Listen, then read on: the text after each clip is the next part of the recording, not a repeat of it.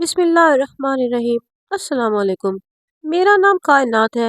مجھے شادی کے 2 سال بعد یہ خبر ملی کہ میں حاملہ ہوں۔ سب بے حد خوش تھے۔ میری ڈلیوری 3 ماہ باقی تھے۔ ہر ماہ میں اپنے شوہر کے ساتھ قریبی ہسپتال میں چیک اپ کروانے جاتی تھی۔ میرے شوہر نے اسی ہسپتال میں میرے کیس کی فائل بنوائی۔ میں جب بھی اس ہسپتال میں جاتی تو وہاں کی ایک نرس، جس کی عمر تقریباً 30 سال تھی، اس کا چہرہ نہایت ہی عجیب تھا۔ میں جب بھی جاتی تو وہ ہر بار میرا چیک اپ کرتی اور مجھے دوائیاں دیتی۔ مجھے نہ جانے کیوں اس سے خوف آتا تھا۔ اس کے دیکھنے کا انداز کچھ الگ تھا، کچھ پرسرار سا۔ میں جب بھی جاتی تو وہ مجھے دیکھتی رہتی جب تک راستہ ختم نہ ہوتا۔ جب ایک بار میں چیک اپ کر کے ڈاکٹر کے کیبن سے نکلی تو وہی نرس مجھے سامنے سے آتی دکھائی دی۔ میں ان کو دیکھ کر نظریں جھکانے لگی۔ میرے شوہر نے اس نرس سے سلام کیا اور اس کے ساتھ ساتھ چلنے لگے۔ میں نے پیچھے مڑ کر دیکھا تو میرا دل دھک سے رہ گیا۔ وہ نرس ہاتھ میں سیزر لیے مجھے پرسرار نظروں سے گھور رہی تھی۔ وہ بار بار اپنے ہاتھ میں موجود کینچی کو چلاتی اور میری طرف دیکھ کر مسکراتی۔ مجھے اس کی اس حرکت پر ڈر کے مارے پسینہ آنے لگا۔ اس سے پہلے کہ میں چکرا کر گرتی، میرے شوہر نے مجھے سنبھالا اور ہم گھر آ گئے۔ میں گھر آ کر بھی اس نرس کے بارے میں سوچتی رہی۔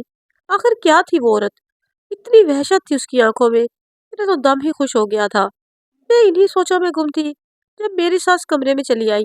وہ میرے پاس بیٹھی اور مجھ سے پوچھنے لگی کہ ڈاکٹر نے کیا کہا ہے۔ میں نے ان کو بتایا کہ سب ٹھیک ہے، بس تھوڑی سی کمزوری ہے۔ میری بات پر اماں پرسکون ہو گئی۔ میں نے اپنے دل کی بات ساس کو بتانے کا سوچا، پر میرے دل میں جو خیالات پنپ رہے تھے وہ بہت ہی ڈراؤنے تھے۔ میں نے ساس کو ساری بات سمجھائی تو وہ حیرت میں پڑ گئی اور بولی، یہ کیا کہہ رہی ہو بیٹی؟ تمہیں کوئی غلط فہمی ہوئی ہے۔ میں نے ان کی منتیں کی، اماں میں سچ کہہ رہی ہوں۔ اور ان کو یہ سب میرے ذہن کا فطور لگا۔ وہ مجھے سمجھاتی اٹھ کھڑی ہوئی۔ دن اسی طرح بے کیف گزرتے رہے۔ میں نے خود کو مصروف کر لیا، لیکن جب آج مجھے اس نرس کا خیال آتا تو میں کافی پریشان ہو جاتی تھی۔ آج مہینے کی 10 تاریخ تھی۔ آج میں نے چیک اپ کے لیے جانا تھا۔ میرے ساتھ اماں جا رہی تھی۔ میں اور اماں ڈاکٹر کے کیبن میں بیٹھے تھے۔ مجھے ڈاکٹر نے اسٹریچر پر لیٹنے کا کہا اور الٹرا ساؤنڈ کرنے لگی۔ کچھ ہی دیر میں وہ نرس مجھے روم میں آتی دکھائی دی۔ ڈاکٹر نے اس کو میری سونوگرافی کے لیے بولا۔ وہ نرس ماہرانہ انداز میں اپنا کام کرنے لگی۔ میں اس کی نظریں تو بھاپ چکی تھی، جو میرے بھرے بھرے وجود پر چپکی ہوئی تھی۔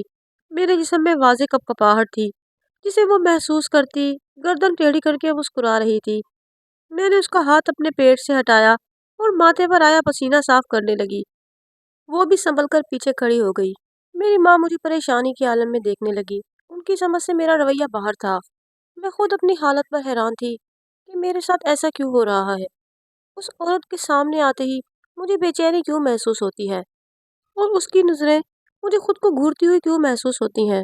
آخر میرے ساتھ ایسا کیوں ہو رہا ہے؟ میں ان سب باتوں سے بے حد پریشان تھی۔ میرے اٹھنے پر ڈاکٹر میرے قریب آئی اور بولی، میم ریلیکس کریں، یہ سب اپنا کام کر رہی ہیں۔ ڈاکٹر کی بات پر میں اس پر برس پڑی۔ میں بولی، کیا میں آپ کو پاگل نظر آتی ہوں جو فضول میں ہی کچھ کہوں گی؟ یہ عورت مجھے ڈراتی ہے اور مجھے نقصان پہنچانا چاہتی ہے۔ میری سمجھ میں نہیں آتا۔ ڈاکٹر میری باتوں پر حیرت زدہ تھی۔ ان کو بھی میری کسی بات کا یقین نہیں آ رہا تھا اور وہ میرے ذہن کا خلل سمجھ رہی تھی۔ ڈاکٹر نے اماں کو سائڈ پر لے کر کہا کہ ان کو سمجھائیں، آپ کی بہو ذہنی تناؤ کا شکار ہو رہی ہے، اس کو اکیلا نہ چھوڑیں اور بہت زیادہ احتیاط کریں۔ ان کا ذہن جن وہموں کا شکار ہو رہا ہے، حقیقت میں ایسا کچھ بھی نہیں ہے۔ ڈاکٹر کی بات پر اماں نے بھی سر ہلایا، دوائی کا پرچہ لے کر مجھے باہر آ گئی۔ میں نے بہت بار اماں کو سمجھانے کی کوشش کی کہ وہ عورت ٹھیک نہیں ہے، بہت خطرناک ہے، لیکن اماں نے میری ایک نہ سنی۔ میں خود کو جتنا بھی ان چیزوں سے نکالنا چاہتی، اتنا ہی اس میں دھنسنے لگی تھی۔ میرا دماغ اس نرس کی حرکات پر ٹکا رہ گیا۔ اس کی حرکتیں، اس کے اشارے میرے ذہن پر نقش ہو کر رہ گئے تھے۔ میری سوچ یہیں آ کر ختم ہو جاتی کہ آخر وہ ایسا کیوں کر رہی تھی؟ کیوں وہ یہ سب حرکتیں کر کے مجھے خوفزدہ کر رہی تھی؟ آخر اس کے پاس ایسی کون سی چیز تھی جو مجھے خطرے کا الارم دینے لگی تھی؟ میرے شوہر کے گھر آتے ہی اماں نے ساری بات ان کے گوش گزار کر دی۔ میرے شوہر اماں کے سامنے تو خاموش رہے، پر کمرے میں آتے ہی بولنے لگے، تمہیں کیا ہو گیا ہے؟ کیوں اتنا فضول سوچتی ہو؟ آج تک کبھی سنا ہے کہ کوئی نرس سے ڈرتا ہے؟ حیرت ہے ویسے تم پر۔ ہم سب تمہارے ساتھ ہوتے ہیں، اس کے باوجود تمہارا خوفزدہ رہنا میری سمجھ سے باہر ہے۔ وہ مجھے باتیں سنا کر چلے گئے۔ میں رونے لگی کہ میرے ساتھ اتنا برا کیوں ہو رہا تھا۔ میں نے تو کوئی غلطی بھی نہیں کی تھی، میری بات بالکل ٹھیک تھی، لیکن اس عورت کے بارے میں कोई भी मुझ पर यकीन नहीं कर रहा था। मैं रोते हुए बाहर चली गई और खुली हवा में सांस लेने लगी। मुझे नरम घास पर चलने से सुकून महसूस हो रहा था। मैं अपना चेहरा साफ करती चहलकदमी करने लगी। इस वाक़ये को 1 महीना गुज़र चुका था। हम सब अपने मामूलात पर आ चुके थे। मेरे शौहर मुझे अब एहतियात से समझाने लगे। उनकी नज़रों में मेरे साथ ये सब प्रेगनेंसी की वजह से हो रहा है। मैं भी उनकी हर बात पर हामी भरती और उनके साथ ही हॉस्पिटल जाती। मेरे शौहर आज भी मेरे लिए हॉस्पिटल आए। आज मेरी डिलीवरी की आखिरी तारीख थी। मैं बहुत परेशान थी। दिल में एक डर सा बैठ गया था। मेरी हालत चाहकर भी नॉर्मल नहीं हो रही थी। मैंने दिल में कई सूरतें पढ़ी और दरूद पाक पढ़ते हुए मुझे लेबर रूम में ले जाया गया। मेरी बंद आंखों ने जो आखिरी मंजर देखा वो वही नर्स थी जो मास्क पहने मेरे करीब आ रही थी और उसके हाथ में वही कैंची थी जो मुझे खौफजदा करती थी। अब मैं मुकम्मल तौर पर बेहोश थी। 2 घंटे बाद जब मुझे होश आया तो मैंने देखा मेरे आसपास कोई नहीं था। बस एक वही नर्स थी। मैंने अपने शोहर और सास को ढूंढना चाहा, जो मुझे कमरे में कहीं दिखाई ना दिए। मैं रोते हुए उनको पुकारने लगी तो वो नर्स मेरे करीब चली आई और अपने होठों पर उंगली रखकर मुझे चुप होने का इशारा किया। उसकी आंखों में आग जैसी तपिश थी, जैसे सब कुछ जलाकर राख कर दे। उसे अपने सामने देखकर मेरी हिचकी बंध गई। वो नर्स मुझे देखकर शातिराना कहके लगाने लगी। मुझे उससे मजीद खौफ महसूस हुआ। मेरा हाथ बेसाख्ता मेरे पेट पर गया और मेरे पैरों तले जमीन खिसक गई। ये सोच आती थी कि मेरा बच्चा नहीं, नहीं नहीं, मेरे बच्चे को कुछ नहीं होगा। मैंने उसे देखा, वो चलती हुई बाहर निकल गई। उसके जाने के बाद मेरे शोहर अंदर आए। उनकी आंखें सुर्ख थी, जिसे बहुत जब्त किए हुए हों। मैंने रोते हुए उनसे अपने बच्चे का पूछा तो वो मुझे चुप कराने लगे। मैंने देखा कि वो मुझसे नजरें चुरा रहे थे। मैंने चीख चीख कर उनसे बच्चे का पूछा। तभी मेरी सास आ गई। उनके हाथ में कंबल में लपेटा नन्हा सा वजूद था और उसको देखकर मेरी सांस में सांस आई। मैंने उनसे अपना बच्चा मांगा तो उन्होंने मुझे मेरे साथ लिटा दिया। मुझे मेरे शोहर ने बताया कि अल्लाह ने हमें नेवा से नवाजा है, लेकिन हमारा बेटा माजूर है। ये बात सुनते ही मैं बेहोश हो गई। मेरी सास रो रो कर हलकान हो गई थी। मेरा नौमौलूद बच्चा, जिसने अभी सांसें भी पूरी नहीं ली थी, उस पर इतनी बड़ी क़यामत। मेरे शोहर और सास मेरे साथ ही थे। दिन के 3 बजे मुझे होश आया तो वो नर्स मुझे कोई इंजेक्शन लगा रही थी। उसे देखते ही मेरी आंखों में खून उतर आया। मैंने उसे जोर से धक्का दिया और वो नीचे जा गिरी। मैं हिम्मत करके खड़ी हो गई और उस नर्स की तरफ बढ़ी। वो अब भी मुस्कुरा रही थी। मैंने गिरीबान से उसे पकड़ा और चीखते हुए उससे पूछने लगी कि आखिर मैंने तुम्हारा क्या बिगाड़ा है? तुमने किया है ना ये सब? बताओ, क्यों किया तुमने ऐसा? तुम्हारी हिम्मत कैसे हुई? मुझे पता है ये सब तुम्हारी वजह से हुआ है। सब तुम्हारी वजह से। वहशी औरत, उसके चेहरे पर मुस्कुराहट कायम थी। मेरे शोहर ने उस नर्स को मुझसे छुड़ाया और मुझे बिठाने लगे, मगर मैं किसी के काबू में नहीं आ रही थी। मेरी हालत जख्मी शेरनी की तरह थी। मुझे बस अपना मासूर बच्चा दिखाई दे रहा था। मेरी नन्ही सी जान, जिसने दुनिया में आते ही इतना बड़ा दुख देखा था। मैं खुद को जंग के लिए तैयार करने लगी। उसमें नर्स का राज फाश करने का इरादा कर चुकी थी। मैंने हर हाल में उसका राज का पता लगाना था, क्योंकि उसने ऐसा क्यों किया? इतना सब होने के बावजूद ऐसा क्या है जो उसने इतनी आसानी से ये सब कर दिया?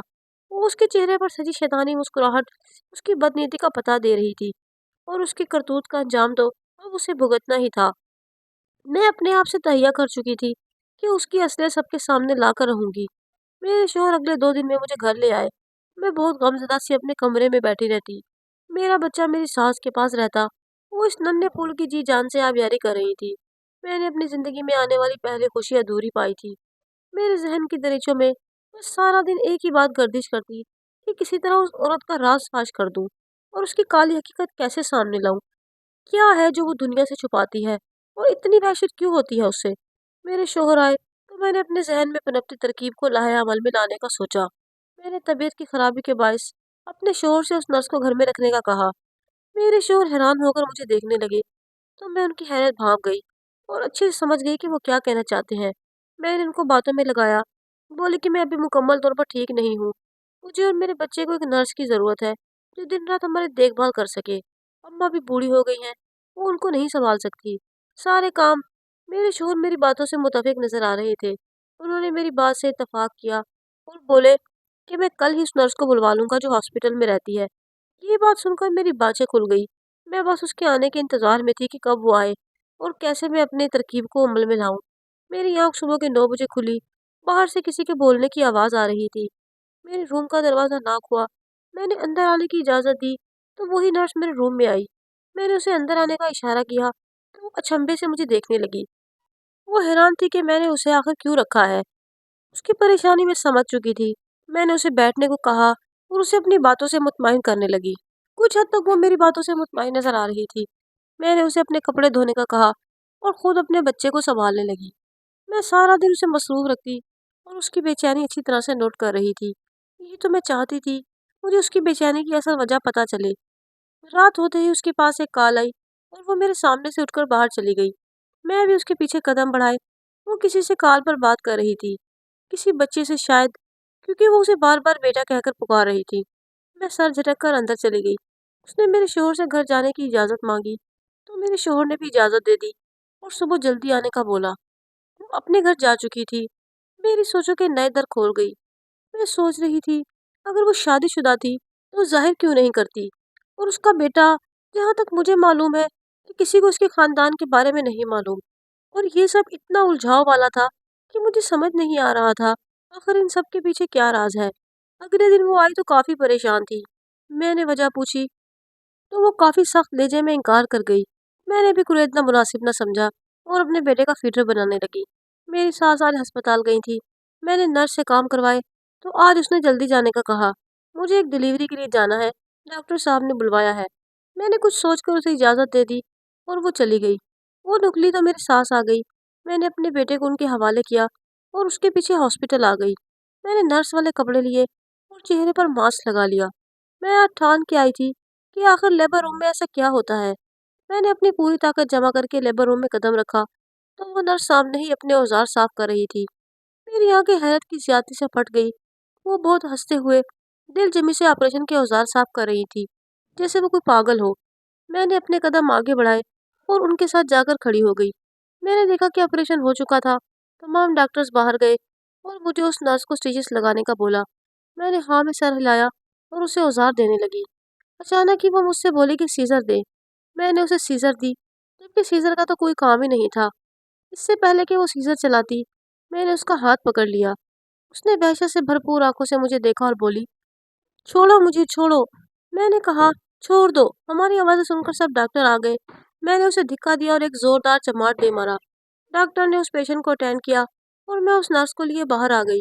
वो अभी बेहिस हरकत थी, जैसे उसे कोई फर्क ही ना पड़ता हो। मैंने उसे झिंझोड़ा और बोली, क्यों करती थी तुम ये सब?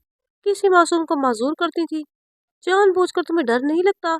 बच्चे तो अल्लाह के दिए हुए नाजुक से फूल है। तुम भी तो एक माँ हो। तुम्हारी रूह नहीं कब कपाई कभी इतना घिनौना काम करते हुए। औरत तो माँ के रूप में ही बेहतरीन होती है। तुम खुद एक माँ होकर दूसरी माँ को सारी जिंदगी का रोग लगाती हो। मैं रोते हुए बोल रही थी जब वो मुझे देखते हुए उठ खड़ी हुई और बोली कि तुम ही इस सब की जिम्मेदार हो। मैंने हैरत से उसे देखा। हम क्यों?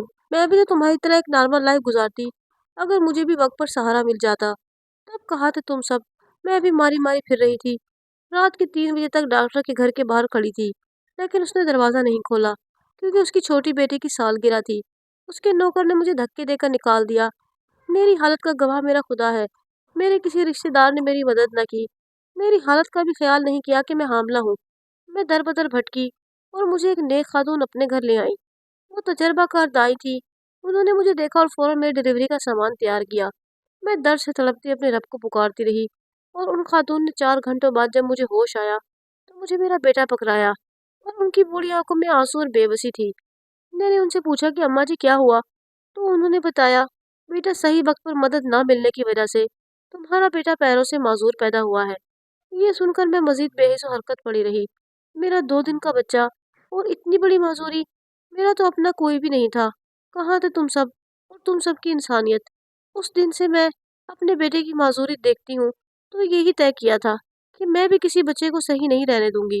जो मेरे साथ हुआ वही सबके साथ होगा, तभी सबको मेरा एहसास होगा। उसकी बातों से मुझे बहुत दुख हुआ। मैंने कहा कि वाकई तुम्हारे साथ नाइंसाफी हुई, लेकिन जो कुछ तुमने किया वो जुर्म है और न जाने तुमने कितनी माओ की कोख उजाड़ी है।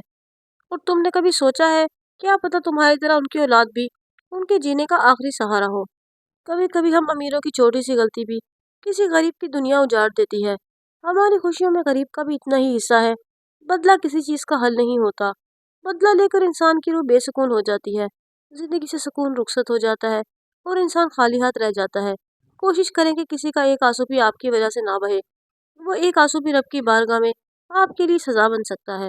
مجھے امید ہے کہ آج کی کہانی آپ کو ضرور اچھی لگی ہوگی۔